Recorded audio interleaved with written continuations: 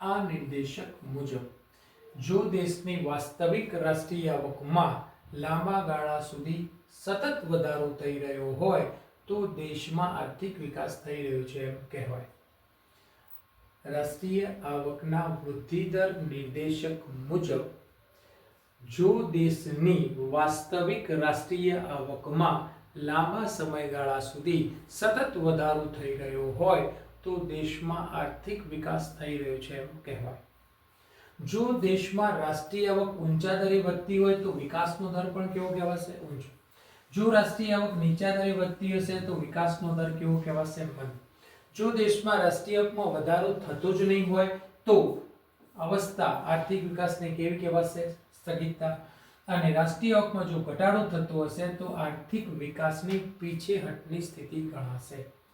આ માપદંડ પ્રમાણે નાણાકીય આવક નહીં પરંતુ વાસ્તવિક આવકને ધ્યાનમાં લેવામાં આવે છે. એક ગુણના પ્રશ્ન તરીકે જરૂર યાદ રાખજો. એટલે કે રાષ્ટ્રીય આવકને બજાર ભાવે નહીં પરંતુ સ્થિર ભાવે ગણવામાં આવે છે. એક ગુણ. બંને વાત બોલી જાઉં છું. રાષ્ટ્રીય આવકના વૃદ્ધિ દર માપદંડ મુજબ નાણાકીય આવક નહીં પરંતુ વાસ્તવિક આવકને ધ્યાનમાં લેવામાં આવે છે. એટલે કે રાષ્ટ્રીય આવકને જ્યારે તમે કાઉન્ટ કરશો, ગણતરી કરશો, શોધશો, જે ધોરણ 11 માં 3 પદ્ધતિ તમે રાષ્ટ્રીય આવકને માપવાની 3 પદ્ધતિઓ ભણી ગયા છો. ઉત્પાદનની પદ્ધતિ, આવકની પદ્ધતિ, ખર્ચની પદ્ધતિ. એ ગણતરી તમે જ્યારે કરો છો તો એ વખતે રાષ્ટ્રીય આવકને બજાર ભાવે ન ગણતા સ્થિર ભાવે આધાર વર્ષની કિંમતે ગણવામાં આવે છે. આટલું લખી ત્યાર પછી કોષ્ટક દોરી લેવું. એક છે દેશ, બીજી બાજુ છે રાષ્ટ્રીય આવકનો વૃદ્ધિ દર, વાર્ષિક વૃદ્ધિ દર ટકામાં. વર્ષ છે 2014. આ બધું લખું. દેશ, રાષ્ટ્રીય આવકનો વાર્ષિક વૃદ્ધિ દર ટકાવારીમાં અથવા ટકામાં વર્ષ 2014. નોર્વે 2.2, અમેરિકા 2.4, શ્રીલંકા 4.5, ચીન 7.3, ભારત 7.3, પાકિસ્તાન 4.7. આ આપ્યો છે આપણને આંકડાકીય માહિતી. સ્ત્રોત ક્યાંથી છે? આપણને વિશ્વ બેંક અને આર્થિક સર્વે 2015-16 ના અહેવાલમાંથી આપણને આ આંકડાકીય માહિતી મળી છે. એનો સ્ત્રોત લખ્યો છે દીકરાઓ. દેશ છે, બીજી તરફ છે રાષ્ટ્રીય આવકનો વાર્ષિક વૃદ્ધિ દર ટકાવારીમાં વર્ષ 2014. Norway 2.2, America 2.4, Sri Lanka 4.7, China 7.3, Bharat 7.3 અને પાકિસ્તાન 4.3. હવે અહીંયા જો તમારું થોડું પણ લોજિક ચાલતું હોય તો આ આંકડાકીય માહિતી પરથી તો આપણને એવું લાગે કે રાષ્ટ્રીય આવકનો વૃદ્ધિ દર, આપણો રાષ્ટ્રીય આ ટોપિક ભણી રહ્યા છે આર્થિક વિકાસના નિર્દેશક તરીકે રાષ્ટ્રીય આવકના વૃદ્ધિ દરને સમજી રહ્યા છો તમે. તો રાષ્ટ્રીય આવકનો વૃદ્ધિ દર તો ચીન અને ભારત તો સાહેબ ખૂબ ઊંચો છે. ઓહો, આપણે આટલા જ સરસ ઊંચા દરથી વર્ષ 2014 માં આટલા ઊંચા દરે જ વિકાસ કરી રહ્યા હતા. રાષ્ટ્રીય આવકનો વૃદ્ધિ દર ખૂબ ઊંચો છે રાષ્ટ્રીય આવકનો. તો જોજો હવે શું અહીંયા વિશ્લેષણ કર્યું છે અથવા સમજૂતી આપી છે. આ કોષ્ટક લખ્યા પછી ટાઇટલ આપજો સમજૂતી. આ બધું જવા દેજો બેટા, તમારી રીતે તમે આન્સરને ડિઝાઇન કરો. પહેલા લખ્યું છે એક સેન્ટેન્સ, પછી લખ્યું છે બીજો ડેશ, પછી દોરી લીધું છે કોષ્ટક. કોષ્ટકને હવે સમજાઈ રહ્યા છીએ એટલે મેં ટાઇટલ આપ્યું છે કોષ્ટકની સમજૂતી. વિશ્વના કેટલાક દેશોમાં રાષ્ટ્રીય આવકનો વૃદ્ધિ દર અન્ય કેટલાક દેશોની આવકના વૃદ્ધિ દર કરતા કેવો છે? વધારે. કોનો વધારે છે? ભારત અને પાકિસ્તાન, ચાઇનાનો, ચીન અને ભારતનો. અન્ય દેશોની સરખામણીએ વર્ષ 2014 માં નોર્વે, અમેરિકા, શ્રીલંકા અને પાકિસ્તાનના કમ્પેરિઝનમાં ભારતનો રાષ્ટ્રીય આવકનો વાર્ષિક વૃદ્ધિ દર ખૂબ જ વધારે છે. તેથી એમ કહી શકાય કે તેમનો વિકાસનો દર પણ કેવો હશે? વધુ હશે. કોષ્ટકની આંકડાકીય માહિતી પરથી સ્પષ્ટ થાય છે કે નોર્વે, અમેરિકા, શ્રીલંકા, પાકિસ્તાન કરતા ભારતનો રાષ્ટ્રીય આવકનો વાર્ષિક વૃદ્ધિ દર ઊંચો છે. તેથી એમ કહી શકાય કે ભારતનો આર્થિક વિકાસનો વૃદ્ધિ દર પણ કેવો હશે? અન્ય દેશ કરતા ઊંચો. આજે ભારત ઝડપથી વિશ્વમાં વિકસતા અર્થતંત્ર તરીકે ઓળખાય છે. એ આપણી એક ઓળખ બની છે આપણે. પરંતુ અહીંયા યાદ રાખવું જોઈએ કે નોર્વેમાં 2.2%, અમેરિકામાં 2.4% ના દરે આર્થિક અથવા રાષ્ટ્રીય આવકનો વૃદ્ધિ દર નોંધાઈ રહ્યો છે. તો એનો મતલબ એમ થયો કે એમણે ઓલરેડી પહેલા વિકાસ કરી લીધો છે, ઓલરેડી રાષ્ટ્રીય આવકમાં વધારો કરી દીધો છે. એટલે હવે તેના વૃદ્ધિ દર વધવાનો દર કેવો છે? નાનો છે. અને હજુ આપણા દેશમાં, આપણે વિકાસશીલ દેશ છીએ એટલે આપણા દેશમાં હજુ વિકાસનો અવકાશ વધુ છે. એટલે આપણા દેશનો વૃદ્ધિ દર વિકસિત દેશોની તુલનાએ કેવો છે? વધુ છે.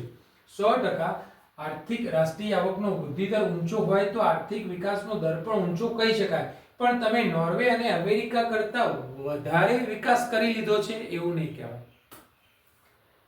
ઓકે, શું છે એમને વિશ્લેષણ શું કર્યું છે જોઈ લેજો.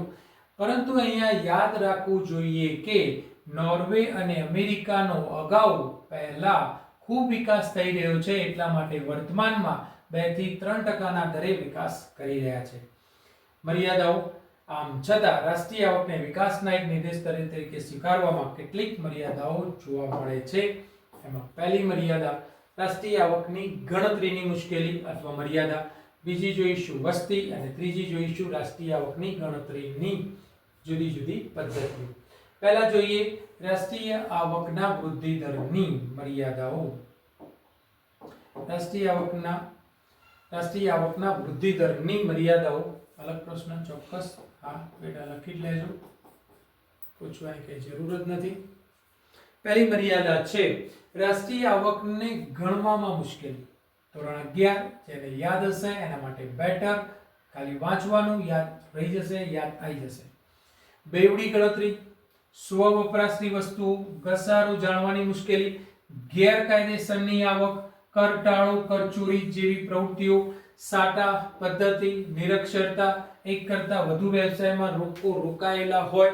આવા કેટલાય કારણોસર દેશની સાચી રાષ્ટ્રીય આવક જાણી શકાતી નથી. અને એટલા માટે રાષ્ટ્રીય આવકને સાચો આર્થિક વિકાસનો માપદંડ કહી શકાય નહીં. રાષ્ટ્રીય આવકની ગણતરીની મુશ્કેલી. બેવડી ગણતરી, સ્વ વપરાશની વસ્તુઓ, ઘસારો જાણવાની મુશ્કેલી, ગેરકાયદેસર આવક, કરટાળો, કરચોરી જેવી પ્રવૃત્તિ, સાટા પદ્ધતિ, નિરક્ષરતા, એક કરતા વધુ વ્યવસાયમાં લોકો રોકાયેલા હોય. આવી કેટલાય પ્રકારના કારણોને લીધે સાચી રાષ્ટ્રીય આવક જાણી શકાતી નથી. અને એના લીધે દેશનો સાચો આર્થિક વિકાસને માપવાનો માપદંડ રાષ્ટ્રીય આવકને કહી શકાય નહીં. આગળ વધું છું. નંબર 2 વસ્તી. બીજા નંબરની મર્યાદા છે વસ્તી. એક માત્ર રાષ્ટ્રીય આવક જાણવાથી વિકાસનો સાચો ખ્યાલ આવી શકે નહીં. જે તે દેશની વસ્તીને પણ ધ્યાનમાં લેવી જોઈએ. મર્યાદા ક્યાં કાઢી છે જરા જોજો. એક દેશ કરતા બીજા દેશની રાષ્ટ્રીય આવક વધારે હોય તો બીજા દેશનો વિકાસ પહેલા દેશ કરતા વધારે છે એમ કહી શકાય નહીં. ફરીથી બોલું છું દીકરાઓ, થોડું તમને પટું લાગશે સર શું વાંચી રહ્યા છે. બીજા નંબરની મર્યાદા છે વસ્તી. દેશની અંદર તમે સાચો વિકાસ જાણવા માંગો છો તો માત્ર એકલા રાષ્ટ્રીય આવકને ધ્યાનમાં ન લો, દેશની વસ્તીને પણ ધ્યાનમાં લેવી જોઈએ એવું કહેવું છે.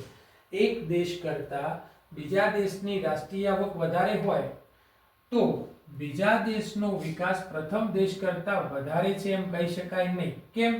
કારણ કે જો બીજા દેશની અંદર રાષ્ટ્રીય આવકની સાથે સાથે જો દેશની વસ્તી પણ વધતી હશે તો ઝડપથી વધતી હશે, ખૂબ ઝડપથી વધતી હશે તો વિકાસ પ્રથમ દેશથી વધારે છે તેમ કહી શકાશે નહીં. રિપીટ કરું છું. એક દેશ કરતા બીજા દેશની રાષ્ટ્રીય આવક વધારે હોય તો બીજા દેશનો વિકાસ એ પ્રથમ દેશ કરતા વધારે છે એમ કહી શકાશે નહીં. કારણ કે બીજા દેશની રાષ્ટ્રીય આવક વધે છે તો સાથે સાથે તે દેશમાં વસ્તી પણ ખૂબ જો ઝડપથી વધે છે તો તે દેશનો વિકાસ પ્રથમ દેશથી વધારે છે તેમ કહી શકાશે નહીં. વાંચજો બેઠા તો જ બેસશે. થર્ડ, રાષ્ટ્રીય આવકને માપવાની જુદી જુદી પદ્ધતિઓ. હમણાં જ બોલી ગયો તમારી આગળ. કેટલી પદ્ધતિઓ છે? 3. ઉત્પાદન, આવક અને ખર્ચની પદ્ધતિ. આ દરેક પદ્ધતિની અંદર અલગ અલગ મર્યાદાઓ રહેલી છે. તો એ મર્યાદાઓને કારણે સાચી રાષ્ટ્રીય આવક, અને પછી તમે શું કરો છો? દાખલા તરીકે સમજવા માટે કહું કે અમેરિકાએ રાષ્ટ્રીય આવકની ગણતરી કરી. અમેરિકાએ રાષ્ટ્રીય આવકની ગણતરી કરી ઉત્પાદનના આધારે. દાખલા તરીકે સમજવા. ભારતે રાષ્ટ્રીય આવકની ગણતરી કરી આવકના આધારે. હવે આ ઉત્પાદનની પદ્ધતિની મર્યાદાઓ છે, આવકની પદ્ધતિની પણ મર્યાદાઓ, મુશ્કેલીઓ છે. હવે આ બંને દેશો પોતપોતાની રાષ્ટ્રીય આવક જણાવશે અને પછી આની આપણે શું કરીશું? સરખામણી કરીશું, તુલના કરીશું. તો શું સાચી રાષ્ટ્રીય આવક અને સાચી તુલના કહી શકાશે? ના.